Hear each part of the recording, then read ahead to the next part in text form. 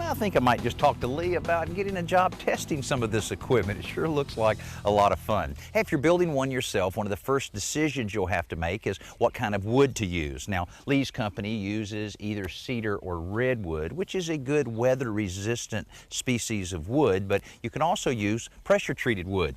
But if you use pressure-treated wood, make sure the treatment doesn't contain arsenic or chromium. And of course, any of this type of wood can be stained, but if you're using treated wood, you'll need to wait and let it weather a little bit before you apply the stain.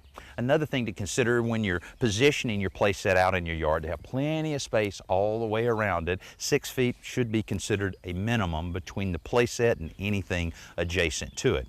Now, if you're building it yourself, let the kids help you. They love contributing to a project like this. And if you're buying one that you're going to have built at your house by someone else, make sure they have some input on all the different options that you're putting into this elaborate playset.